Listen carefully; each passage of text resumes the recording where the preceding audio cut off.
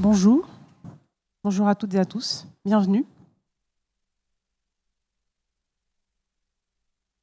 Je suis Sarah Elfanan, responsable de l'équipe Front et experte accessibilité depuis 13 ans. Et je suis Fanny Mercadal, responsable design au sein de l'agence digitale de CLI Group. Nous allons vous partager aujourd'hui notre démarche responsable pour le site amélie.fr. Et nous avons également Pierre Moussy qui est dans la salle, qui a travaillé sur le projet, donc à la CNAM. Et on va commencer par faire un petit tour d'horizon de la place que prend le numérique aujourd'hui dans nos vies, avec un taux d'utilisateurs d'Internet assez important, qui est de 68% au niveau mondial.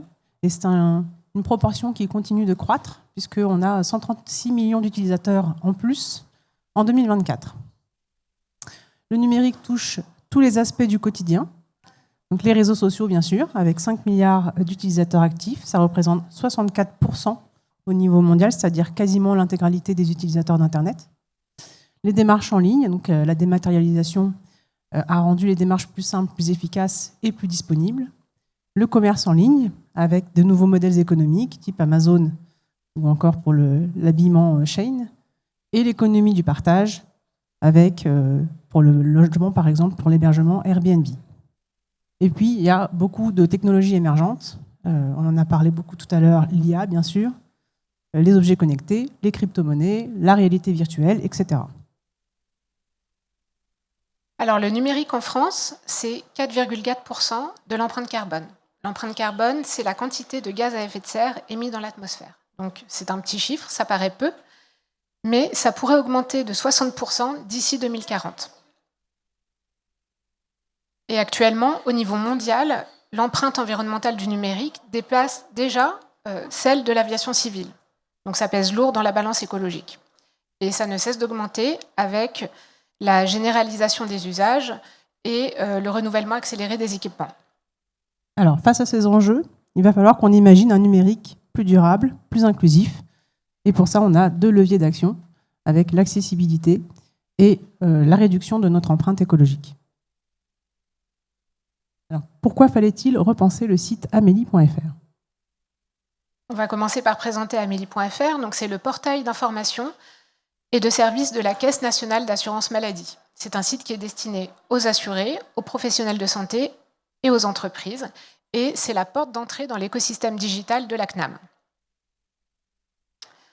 Les objectifs du site sont de faciliter l'accès à l'information, de diffuser des conseils de prévention et de santé publique, comme les campagnes que vous connaissez de vaccination contre la grippe ou les dépistages du cancer du sein, simplifier les démarches administratives, obtenir une attestation de droit, envoyer un arrêt maladie, proposer des outils et services, notamment l'accès à Mon Espace Santé, c'est le carnet de santé en ligne, ou la carte des épidémies pour assurer le suivi des épidémies en France.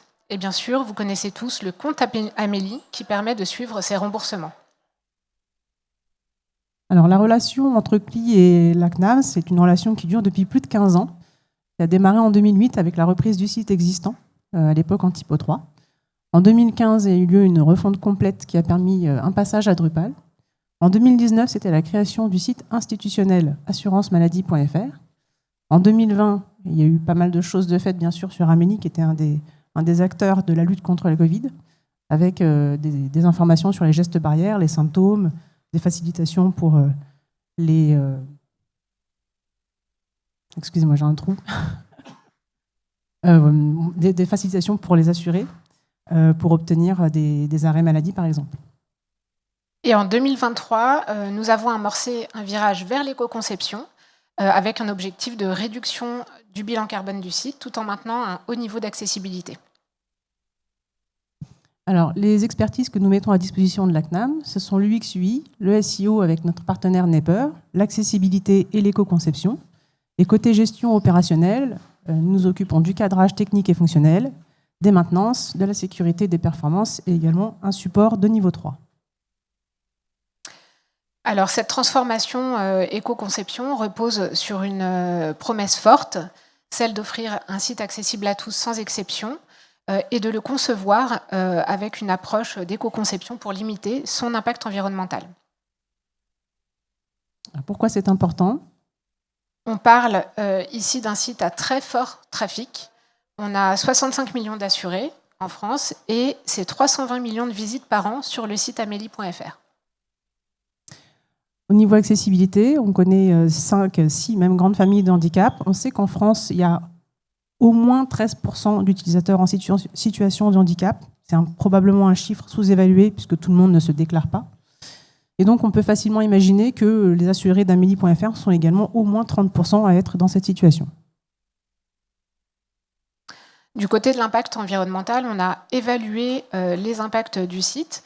Et pour ça, on s'est basé sur la méthode Eco-Index qui est développée par l'association Green IT, qui se base sur le calcul du nombre d'éléments dans une page. Ça donne une idée de la complexité des pages, le nombre de requêtes et le poids d'une page.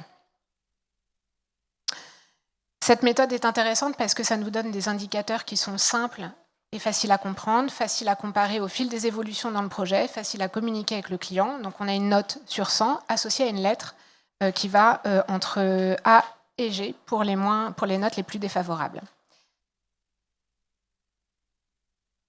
Et donc si on regarde l'empreinte environnementale du site Amélie avant transformation, en 2023, pour la page d'accueil, on est sur une note de F. Et si on se projette à l'échelle d'un mois, ça représente 61 allers-retours Paris-New York en termes d'émissions de gaz à effet de serre, et c'est la consommation d'eau de 110 foyers. Du côté de la loi, pas d'obligation et pas de sanction actuellement, mais la loi nous pousse à agir. Donc il y a cette loi qui a été publiée en novembre 2021 qui vise à réduire l'empreinte environnementale du numérique. Et ça se traduit par la publication du référentiel général d'éco-conception des services numériques par l'ADINUM et d'autres acteurs tels que l'ADEME, l'ARCOM, le ministère de la Transition écologique.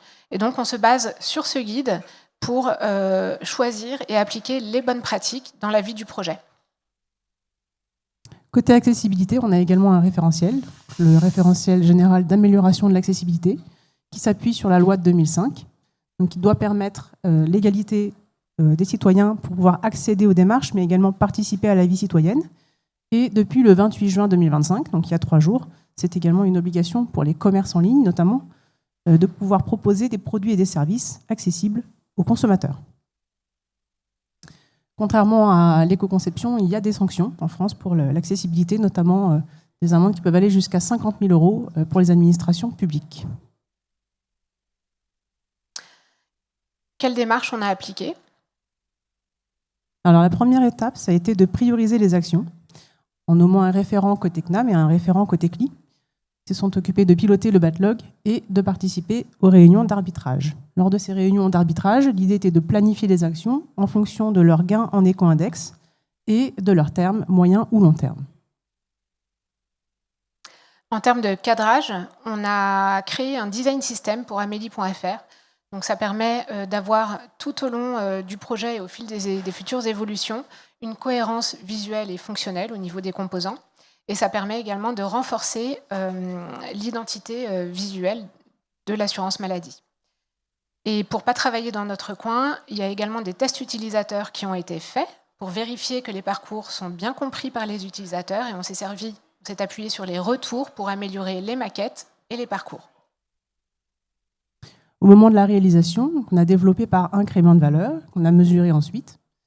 Et également, on a accompagné les équipes au changement, notamment l'hébergement, les développeurs, mais aussi les équipes métiers. On en a profité aussi pour s'outiller avec le suivi des métriques de code, et également, bien sûr, le suivi de l'éco-index à chaque mise en prod de nouvelles évolutions. Et une fois cette démarche projet lancée, notre objectif, c'est d'étendre les bénéfices de la démarche. Donc tout d'abord, explorer les fonctionnalités actuelles du site pour trouver toujours des améliorations potentielles, suivre l'optimisation des fonctionnalités. Et on est également dans une démarche de diffusion de la démarche, notamment aux autres sites de la galaxie de la CNAM, pour capitaliser sur les efforts qui ont été faits et maximiser les impacts. Donc, par exemple, on travaille actuellement sur le site institutionnel amélie.fr. Les objectifs de la démarche sont donc d'avoir un site plus sobre, plus rapide, d'élargir l'audience du site et de faire des économies. Au niveau de la conception, comment vous avez fait, Fanny? Alors, tout d'abord, si on devait lancer un tout nouveau service, il faudrait se poser la question, est-ce que ce service est utile? Et pour répondre à cette question, il faudrait se demander quel est l'impact par rapport aux 17 objectifs de développement durable de l'ONU. Donc, l'impact, nos choix numériques peut être neutre, peut freiner ou peut soutenir ces objectifs. Bien sûr, dans le cas d'Amélie, on soutient plusieurs objectifs, la bonne santé et le bien-être, l'éducation de qualité, l'égalité entre les sexes, les inégalités réduites. Ensuite, on a travaillé selon une approche Green UX, c'est-à-dire qu'on se recentre vraiment sur les besoins réels et sur les attentes des utilisateurs pour limiter l'impact environnemental. On s'est appuyé sur 3 grands principes de conception. La simplicité, donc on va éliminer l'inutile, le superflu. La frugalité, on va réduire la quantité d'éléments, de ressources, de contenus. Et enfin, la pertinence, on se concentre vraiment sur la valeur ajoutée pour l'utilisateur et en proposant un service qui doit être accessible, rapide et pertinent. On est également dans une approche de conception mobile first, parce qu'on a 63% de connexions mobiles au site Amélie, c'est beaucoup. Et cette démarche, c'est d'abord concevoir pour des petits écrans. Ça nous permet de se limiter en termes de contenu, en termes de fonctionnalité, et de s'assurer que le service va fonctionner sur les appareils mobiles. C'est beaucoup plus simple de concevoir pour des petits écrans et ensuite de passer les mises en page, les contenus, les parcours sur des versions desk que l'inverse. Un exemple de cette approche mobile first, c'est le choix d'avoir conçu un menu unique pour les versions mobiles et on a exactement le même menu pour les versions desk. Donc c'est un seul développement entre les versions mobiles et desk. On n'a pas de transformation de l'affichage. Et on se pose également des questions pour simplifier les parcours afin de fluidifier l'expérience. Quelle est la fonctionnalité principale? Combien d'étapes faut-il pour y arriver? Est-ce que le parcours est accessible? Et comment peut-on augmenter le taux de transformation? Notamment, ce qu'on préconise, c'est de ne pas suivre les tendances, parce qu'on est tenté très fortement de suivre les tendances, de mettre des animations. Et donc, là, on est vraiment centré sur l'utilité pour l'utilisateur. Si on se pose la question, quelle est la fonctionnalité principale du site Amélie? Eh bien, c'est de donner accès au service. Et si on regarde la page d'accueil, donc là, c'est la page d'accueil de l'espace assuré. Les autres pages d'accueil, professionnels de santé et entreprises, sont exactement conçues de la même façon, avec les mêmes composants pour mutualiser. On voit bien qu'on a un accès au compte Amélie directement dans le header qui est bien visible. On a des raccourcis vers les principales démarches que les assurés recherchent. Et on a également une grosse mise en avant des outils et services pour rendre service aux assurés. On a également fait des choix très forts en design, donc c'est des choix qui sont assumés. Par exemple, au niveau des typographies, dans la version avant transformation, on était sur plusieurs web fonts qui étaient chargées dans la feuille de style. Et là, on a choisi de passer sur une font système, donc de l'Arial. Une web font, ça pèse entre 100 kilooctets et 300 kilos, donc c'est pas beaucoup, mais si on multiplie ça par des millions de visites, ça pèse beaucoup.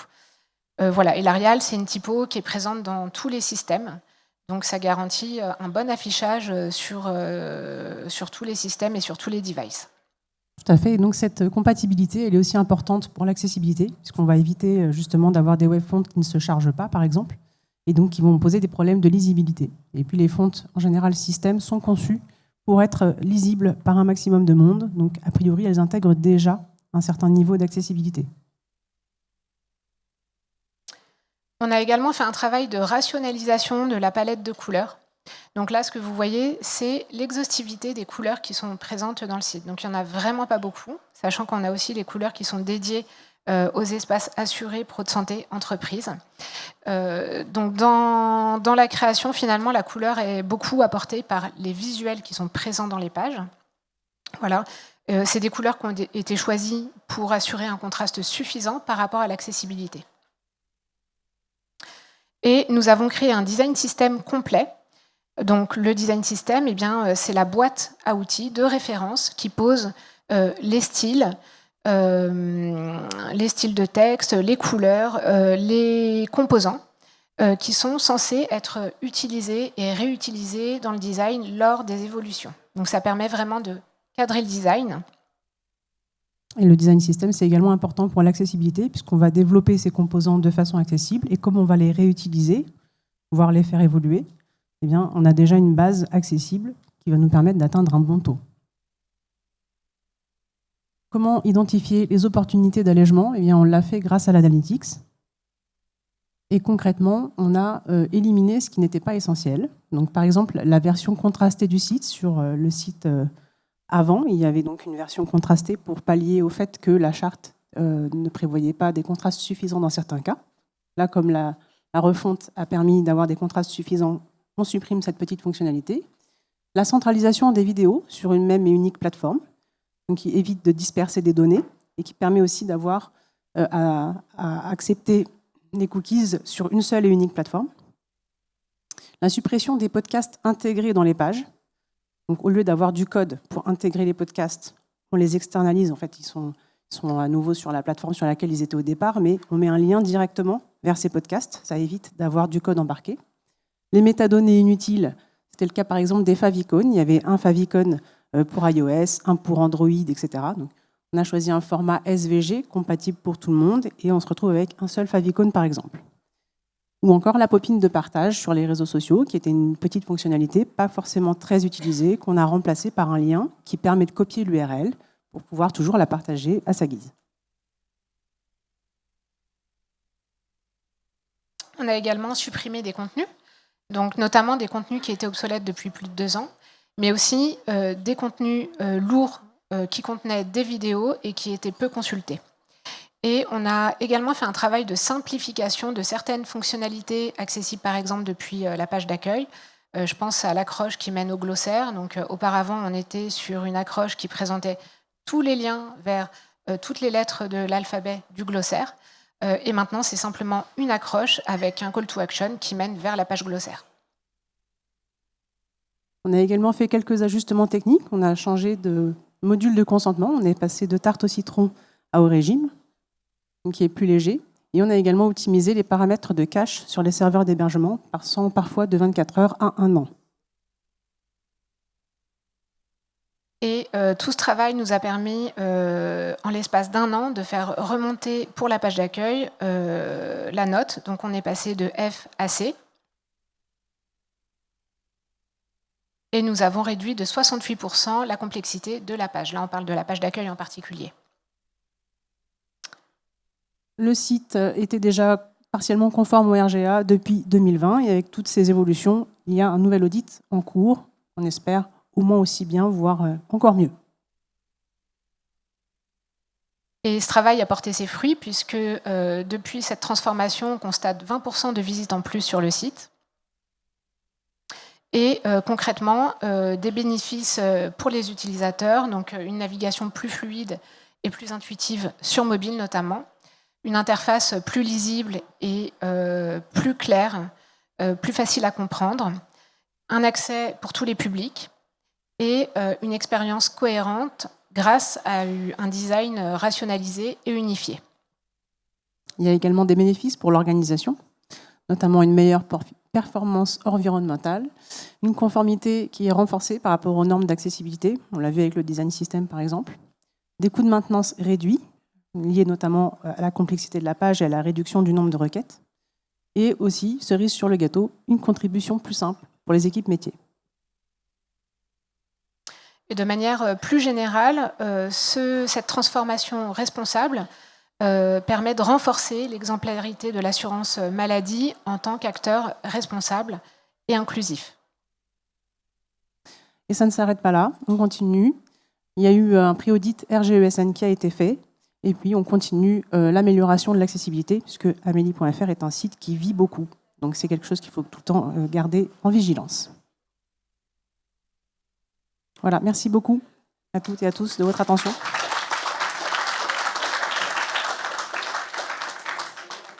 Est-ce que vous avez des questions? Oui?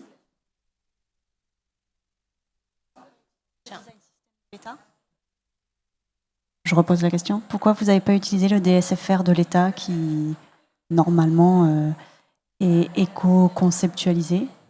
C'était un choix?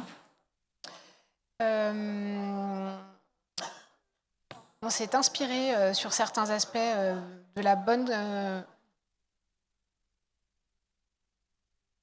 Oui. Ouais, mais les opérateurs aussi, les acteurs... Ouais. Tu vas apporter une précision peut-être?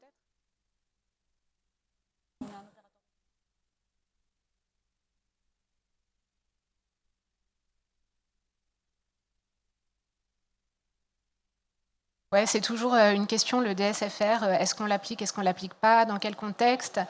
Voilà, là c'est vrai que ce n'est pas un point gouv, et au moment de cette refonte éco-responsable, on n'a pas eu cette contrainte, en tout cas, du DSFR. Voilà, on était vraiment sur l'identité de l'assurance maladie, en tout cas, à ce stade-là. Voilà.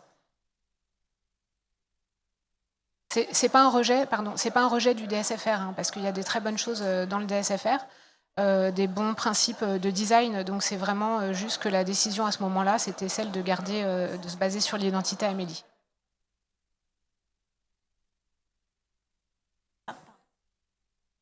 Merci, bonjour. Une petite question concernant les retours des utilisateurs par rapport à la spécificité des différents profils que vous pouviez avoir sur la fréquentation de ce site. Comment vous avez pu avoir accès en fait à leurs retours et à leurs besoins essentiels dans la démarche de conception? Alors, les tests utilisateurs ont été faits à partir des maquettes ergonomiques, des parcours, et ont été réalisés par une autre société. Voilà, donc nous, on a une restitution qui nous permet d'affiner les maquettes. Donc, c'est des questions, par exemple, de compréhension, des wordings, de simplification de certains intitulés qui ne sont pas bien compris.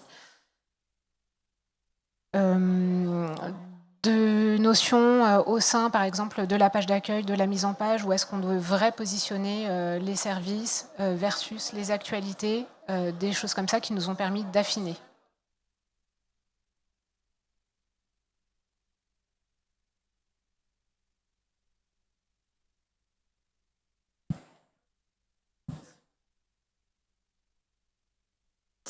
Oui, bonjour.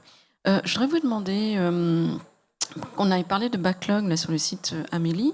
Je ne sais pas, la méthodologie que vous utilisez, c'est la méthodologie agile? Oui, c'est ça, tout à fait. Et est-ce que, du coup, dans chaque sprint, je suppose qu'il y a des fonctionnalités purement métier, hein, avec des valeurs complètement métier, et il y a la contrainte, entre guillemets, hein, de l'accessibilité, donc le référentiel RGAA. Comment vous avez... piloter, planifier justement ce backlog, et puis aussi comment faire la balance entre l'objectif de sortir des fonctionnalités métiers et la contrainte du référentiel RGAA qu'il faut respecter en fait. Alors, Amélie.fr, c'est un site existant, donc les fonctionnalités métiers, il y en avait déjà beaucoup qui étaient présentes. Donc celles qui ont peut-être été rajoutées, ce n'était pas forcément des nouvelles fonctionnalités entière en fait. Il y avait certainement des ajustements, des améliorations. Et avec le design system qui a été préparé, c'est assez simple de respecter le RGA. Il n'y a pas forcément de... Ça ne se combat pas en fait. Vous avez de la chance. Mais alors, dernière question, par contre, j'ai vu que le site Amélie est à 95%. Parce que là, j'ai cru comprendre qu'avec le dernier circulaire, qui date de 2023, et notamment avec la direction interministérielle du numérique, qui demande à ce que ce soit carrément 100%. Donc du coup, le gap de ce 5%... Tout à fait, 100%, c'est un nombre qui fait un peu peur à beaucoup de monde, parce que c'est quand on a un site très vivant, comme c'est le cas d'Amélie.fr, avec beaucoup de contributeurs, c'est assez compliqué de maintenir ce taux. Mais en tout cas, nous, ce qu'on recommande, c'est de faire les efforts qu'il faut pour l'atteindre. Ça ne veut pas dire qu'on va l'atteindre tout le temps, mais en tout cas, il faut montrer qu'on est volontaire pour l'atteindre. Et c'est surtout ça qui est important. Et ensuite, le reste suivra progressivement. Merci.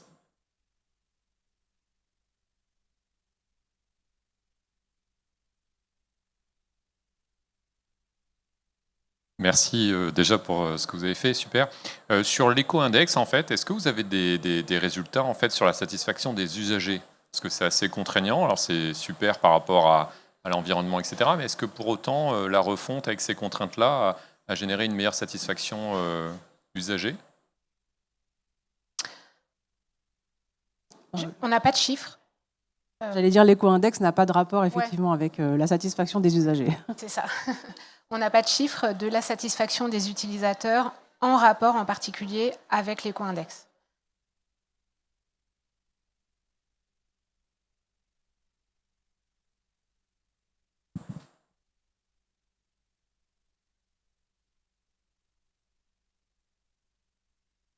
Bonjour, une question très générale. Qu'est-ce qui a été le plus compliqué ou le plus pénible dans cette aventure? Rien. Oh, je vous crois pas. Non, honnêtement, pénible, franchement, non, c'est un projet... Pas le client, hein. Non, la pénibilité, non. Les enjeux, c'est surtout les enjeux d'atteindre des résultats. Quand on se base sur l'éco-index, c'est difficile d'évaluer au stade de maquette. C'est impossible de dire on va faire ça. Donc on a les chiffres de départ qui sont défavorables. On sait qu'on a des pages complexes, qu'on a beaucoup de requêtes, donc on sait où on doit agir. Mais c'est impossible de dire en faisant telle chose et telle chose, on va arriver à la note de C, de B, etc. Ça, c'est quelque chose qu'on ne peut pas prédire. Il n'y a pas d'outils actuellement qui permettent de faire ça.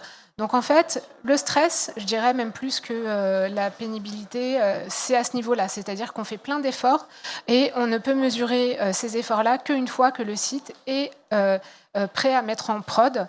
Donc il y a une incertitude à ce niveau-là. Voilà. On a la preuve quand même que si on fait bien le travail, si on fait des bons choix raisonnés, ça fonctionne et on arrive à faire remonter le score. Voilà. Après, honnêtement, pas de pénibilité sur ce projet. Ça fait 15 ans qu'on travaille avec la CNAM. On a vraiment une relation de partenaire plus que de prestataire. Et nous, on prend beaucoup de plaisir. C'est des projets qui nous tiennent beaucoup à cœur, qu'on considère dits de bien commun. Et on a beaucoup d'intérêt à travailler sur ces projets-là. Et les équipes de la CNAM sont très impliquées également dans l'accessibilité, l'éco-conception. Ils ont été très à l'écoute sur ces notions qui étaient assez nouvelles.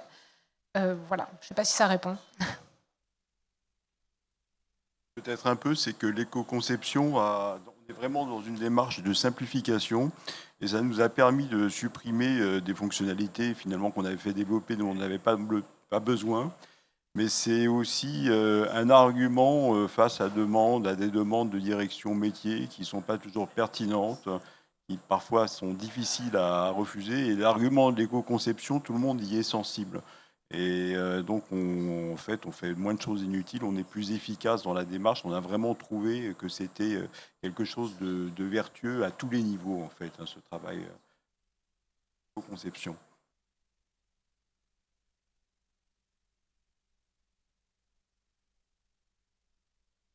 Merci beaucoup. Merci à tous et à toutes. Merci pour votre attention. Vous pouvez nous retrouver sur le stand de l'Agence Digitale si vous souhaitez discuter de ce sujet avec nous.